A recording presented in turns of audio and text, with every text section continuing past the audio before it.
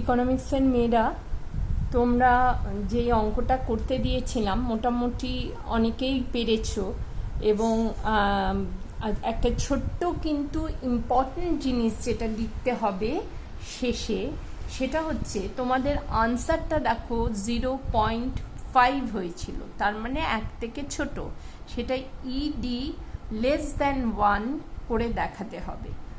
এইটা দেখালে বোঝা যাবে যে কোন ধরনের বস্তু। এটা যদি যেমন এটাকে আমরা লেস দ্যান 1 যখন বলি তখন আমরা অস্থিতিস্থাপক, এটার মানে হচ্ছে অস্থিতিস্থাপক। তোমাদের তার আগে আমি তোমাদের বলে দিয়েছিলাম, তাও আমি আরেকবার একটু লিখে বুঝিয়ে দিই। আমরা এতদিন পড়েছি চাহিদা কাকে বলে, চাহিদার বিভিন্ন নিয়মগুলো পড়েছি, চাহিদাকে প্রভাবিত করে বিভিন্ন বিষয়গুলি পড়েছি। তারপরে চাহিদার স্থিতিস্থাপকতার প্রকারভেদ, সেই প্রকারভেদ পড়াতে গিয়ে কি আমরা দেখেছি, দ্রব্যের নিজ দামগত স্থিতিস্থাপকতা, যাকে প্রাইস ইলাস্টিসিটি বলছে। দ্বিতীয় প্রকার হচ্ছে ক্রেতার আয়গত স্থিতিস্থাপকতা, যেটাকে ইনকাম ইলাস্টিসিটি অফ ডিমান্ড বলা হচ্ছে। তার তৃতীয়টা হচ্ছে পারস্পরিক দামগত স্থিতিস্থাপকতা, যেটাকে পারস্পরিক দামগত, যেটাকে ইংলিশে বলছে cross price or cross elasticity of demand. তাহলে এই 3 প্রকার স্থিতিস্থাপকতার মধ্যে আমরা প্রকারভেদগুলো জেনেছি, যে কীরকম করে কি প্রকারভেদ হয়। বিশেষ করে তোমাদের খুব জোর দেওয়া হয়েছে প্রাইস ইলাস্টিসিটি, দ্রব্যের নিজ দামগত স্থিতিস্থাপকতা, যেখানে আমি প্রকারভেদও পড়িয়ে দিয়েছি। আরেকবার তোমাদের ডিভিশনের জন্য বলে দিচ্ছি, দামগত স্থিতিস্থাপকতার প্রকারভেদ 5 রকমের হয়। প্রথম হচ্ছে একক স্থিতিস্থাপকতা, যেটাকে আমরা ইডি ইজ ইকুয়াল টু 1 বলি।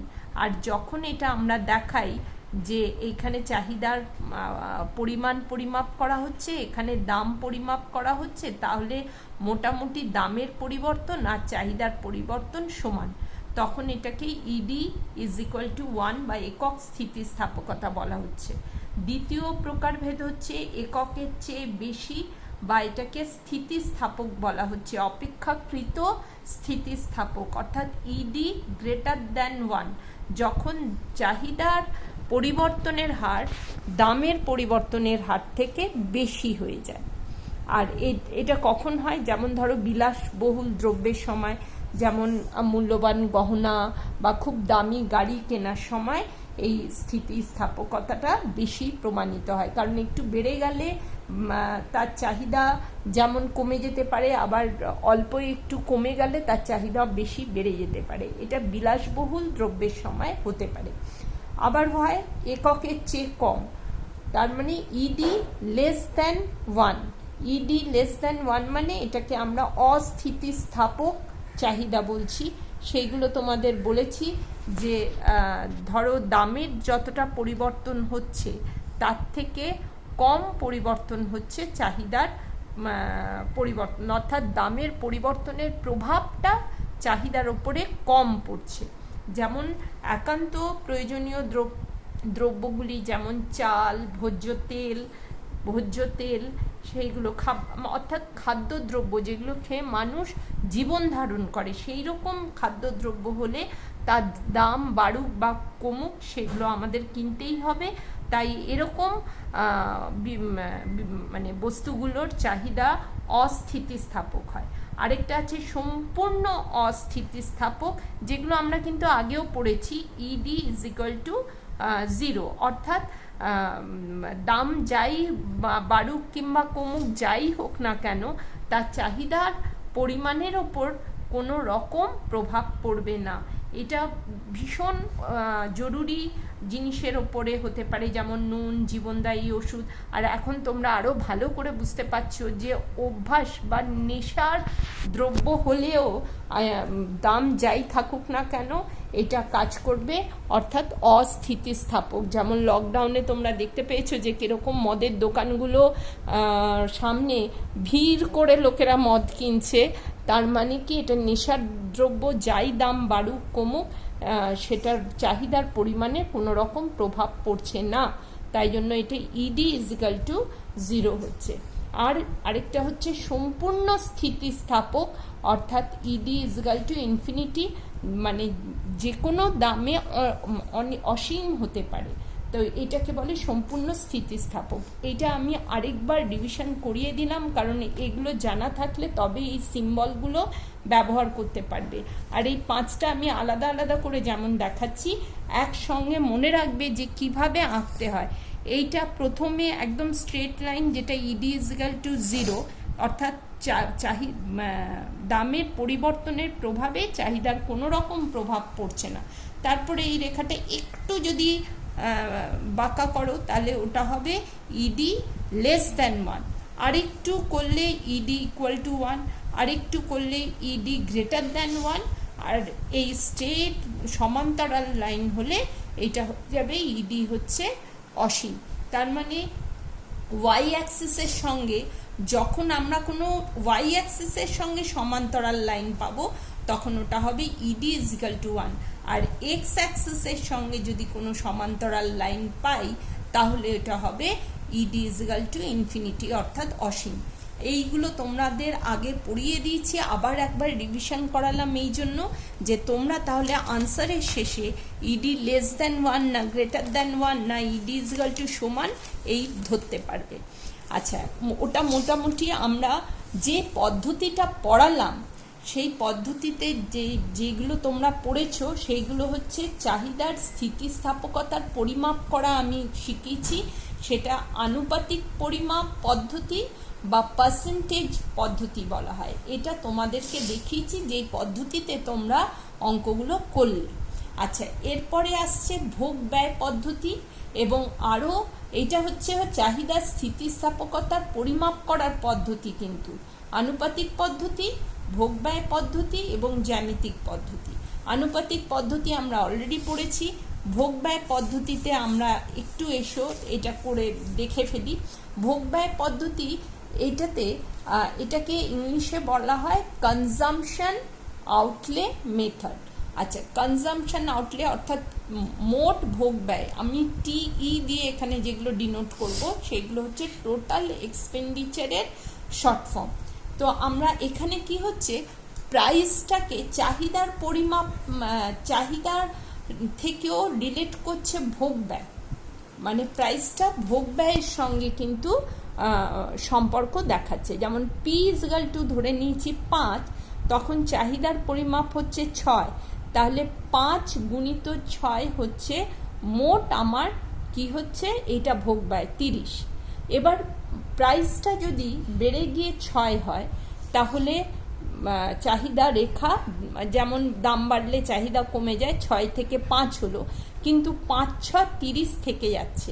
অর্থাৎ এইখানে এক পদ্ধতিতে এটা হচ্ছে যে আমরা কি করছি, টোটাল এক্সপেন্ডিচারটা কি হচ্ছে পি ইন্টু কিউ 30 বার করছি, সেরকম করে এটা হয়ে যাচ্ছে যেখানে টোটাল এক্সপেন্ডিচার আগেও 30 ছিল এবং ভোগ ব্যয় দাম কম বাড়ার পরেও 30 আছে, তাহলে ইডি ইজগাল টু এখানে কি হচ্ছে 1। তার মানে কি বললাম, প্রাইস বাড়লো, কোয়ান্টিটি কমলো, কিন্তু ভোগ ব্যয় একই থাকলো। তাই টির ওপরে একটা রেখা দেখিয়ে আমি দেখালাম যে টিই বা ভোগ ব্যয় একই আছে। এই দিকটায় আসো, আরেকটা উদাহরণ নিই। ধরো প্রাইস 5 টাকা তখন আমাদের চাহিদার পরিমাণ হচ্ছে 10, তাহলে 5 গুণিত 10 একক হচ্ছে আমাদের টোটাল এক্সপেন্ডিচার হচ্ছে 50। এটা 50 টাকা ধরে নিতে পারো, ভোগ ব্যয় হচ্ছে 50 টাকা। ঠিক তেমনি করে যদি দামটাকে আমি কমাই 5 থেকে 4 আনি এবং চাহিদার পরিমাণ যদি 15 হয় তাহলে 4 15 60। এখানে দেখো ভোগ ব্যয়ের পরিমাণ কি হলো, বেড়ে গেল। অর্থাৎ দামটা যখন কমছে তখন চাহিদাটা বাড়ছে এবং টোটাল এক্সপেন্ডিচার ভোগ ব্যয়ও আমাদের বেড়ে গেল, 50 থেকে 60 হয়ে গেল। এটা হবে ইডি গ্রেটার দ্যান 1। আর তৃতীয় উদাহরণে এসো, প্রাইস যখন 5, কোয়ান্টিটি 10 একক এবং মোট ভোগ ব্যয়ের পরিমাণ হয়ে যাচ্ছে 50, 5 গুণিত 10 50। আর এটা যদি কমে যায়, দামটা যদি কমে যায়, 5 থেকে 4 হচ্ছে, চাহিদা হচ্ছে 10 থেকে 12, একটু বাড়ালাম, তাতে কি হলো, ভোগ ব্যয়ের পরিমাণটা আমার কমলো, কিন্তু এতটাও কমলো না। এখানে যেমন অনেকটাই কমেছিল, এখানে কম কমলো, ফলে এটা ED is equal to less than 1 হচ্ছে। এটা যখন তোমরা গ্রাফ করবে, ওই একবারে গ্রাফটা দেখানো যায় এইরকম, প্রথম দিকে এই হবে, তারপরে এই হবে। আশা করি গ্রাফটা দেখতে পাচ্ছ। এই অবস্থায় হবে ইডি, ইপি করা হচ্ছে ইলাস্টিসিটি অফ প্রাইস বলে, ইপি লেস দ্যান 1, এখানে ইপি লেস ইকুয়াল টু 1, এইটুকু পার্ট L1 থেকে E P equal to 1, R L1 এই অবধি হবে ইপি গ্রেটার দ্যান 1। এখানে আর কিচ্ছু তোমাদের হাতি ঘোড়া ব্যাং কিচ্ছু তোমাদের চিন্তা করতে হবে না। এই গেল ভোগ ব্যয় পদ্ধতি, অর্থাৎ আমরা আনুপাতিক পদ্ধতি আগেই শিখেছি, যেখানে তোমরা যেই পদ্ধতিতে অঙ্ক করেছো ভোগ ব্যয় পদ্ধতি এখানে দেখে নিলাম। আর জ্যামিতিক পদ্ধতিতে এবারে আসি। যদি কোনো চাহিদার রেখার ওপর চাহিদার স্থিতিস্থাপকতা পরিমাপ করা হয়, তখন তা দুভাবে পরিমাপ করা যেতে পারে।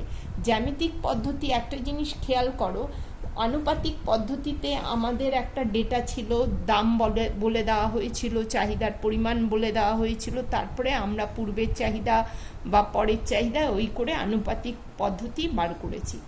ভোগ ব্যয় পদ্ধতিতেও আমাদের ভোগ ব্যয়ের পরিমাপ বলে দেওয়া হচ্ছে, চাহিদা বলে দেওয়া হচ্ছে, দাম বলে দেওয়া হচ্ছে, তবে আমরা এই দুটো পদ্ধতিতে ক্যালকুলেশন করতে পারছি। এবার যখন কোনো রেখার ওপর পরিমাপ করা হচ্ছে, তখন কিন্তু না আমাকে দাম বলা হচ্ছে, না পরিমাণ, না ভোগ ব্যয়, কিচ্ছু বলে দেওয়া হচ্ছে না। অর্থাৎ তখন আমরা দুভাবে এটাকে ক্যালকুলেট করব। একটা হচ্ছে চাহিদার বিন্দুস্থ স্থিতিস্থাপকতার পরিমাপ, যেটাকে পয়েন্ট ইলাস্টিসিটি বলছে, আরেকটা হচ্ছে চাপগত স্থিতিস্থাপকতা, যাকে আর্ক ইলাস্টিসিটি বলা হচ্ছে। এবার চাহিদার বিন্দুস্থ স্থিতিস্থাপকতা কি? ধরো এরকম আমি একটা চাহিদা রেখা এঁকেছি, যার ও ওয়াই অ্যাক্সিসে আমরা দাম, ও এক্স অ্যাক্সিসে চাহিদার পরিমাপ করছি। এই একটা রেখা যার মধ্যবিন্দু ধরে নাও ই, এবং এই পুরো রেখাটা যদি আমরা পরিমাপ করি, ধরে নাও এটা 12 সেন্টিমিটারের একটা রেখা। এই রেখাটাকে, আর এই কে বিন্দু হচ্ছে আবার এ আর ই এর মধ্যবিন্দু, আর এম বিন্দুটা হচ্ছে ই আর বি এর মধ্যবিন্দু। তাহলে তাই যদি হয়, তাহলে আমরা 12 এখান থেকে এর থেকে কে আমরা 3 সেন্টিমিটার করতে পারি, কে থেকে ই আমরা 3 সেন্টিমিটার করতে পারি, ই থেকে এম 3 সেন্টিমিটার, আবার এম থেকে বি 3 সেন্টিমিটার। যেহেতু ইটা আমার যদি মধ্যবিন্দু হয়, তার মানে ই এর নিচে 6 সেন্টিমিটার হবে, ই এর ওপরে 6 সেন্টিমিটার হবে।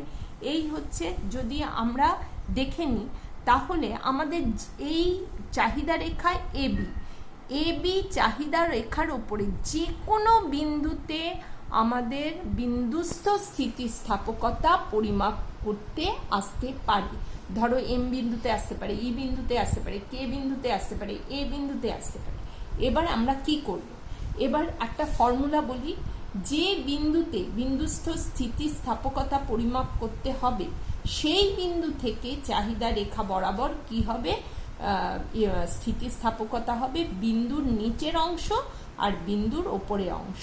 এটা বুঝতে গেলে একটু এসো। ধরো আমি এই বিন্দুতে ক্যালকুলেট করছি, তো আমরা লিখব ই বিন্দুতে বিন্দুস্থ স্থিতিস্থাপকতা। এটা কিভাবে আমরা ক্যালকুলেট করব? এইটা হবে ই বিন্দুতে হলে কি হচ্ছে, ই এর নিচের অংশটা, তার মানে ই থেকে বি অংশ, ই বি, আর ডিভাইডেড বাই ই থেকে ওপরের অংশ, তার মানে ই এ। তাহলে ই বি আমাদের কি হচ্ছে, এটা 3 যুক্ত 3 6 হচ্ছে, 6 সেন্টিমিটার ওপরে। আবার ই থেকে এ অংশটা 3 যুক্ত 3 মানে নিচেও 6, ছয় ছয় কেটে গেলে এটা সমান 1। তার মানে ই বিন্দুতে আমাদের ইলাস্টিসিটি অফ ডিমান্ড কি দাঁড়ালো, ইজ ইকুয়াল টু 1। বোঝা গেল? তার মানে ই বিন্দুতে ইলাস্টিসিটি অফ ডিমান্ড হলো 1-এর সমান, একক স্থিতিস্থাপকতা। এবার এসো আমি যদি কে বিন্দুতে বোঝাই, তাহলে কে বিন্দুতে বিন্দুস্থ স্থিতিস্থাপকতা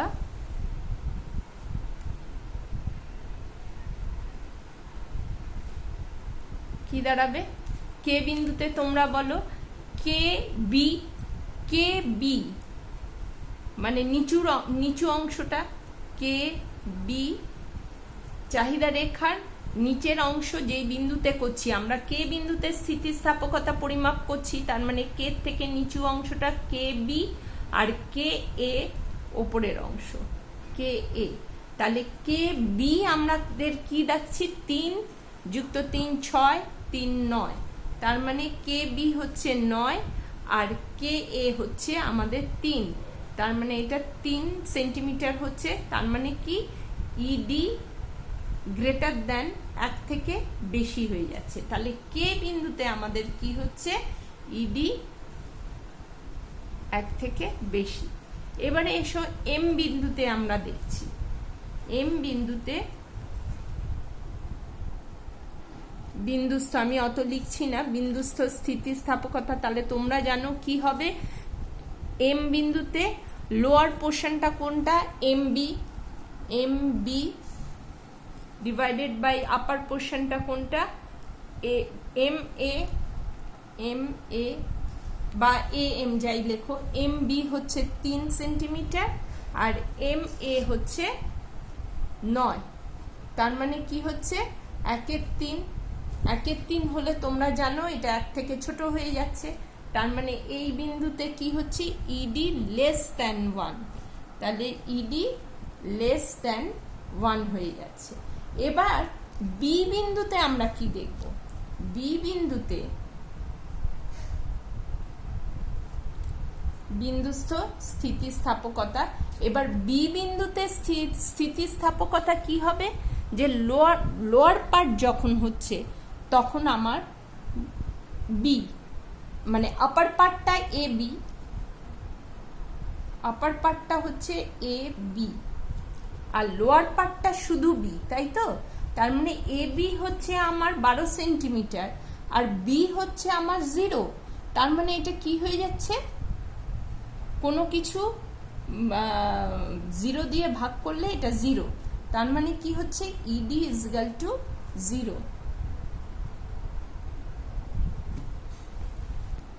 হ্যাঁ, বি বিন্দুতে বিন্দুস্থ স্থিতিস্থাপকতা তাহলে কি হবে, বি বাই এ বি। কারণ বি কেন, লোয়ার অংশ, নিচের অংশটা আমাদের কিছুই নেই, বি বিন্দুতে বি থাকছে, আর ডিভাইডেড বাই ওপরের অংশ পুরো এ বি।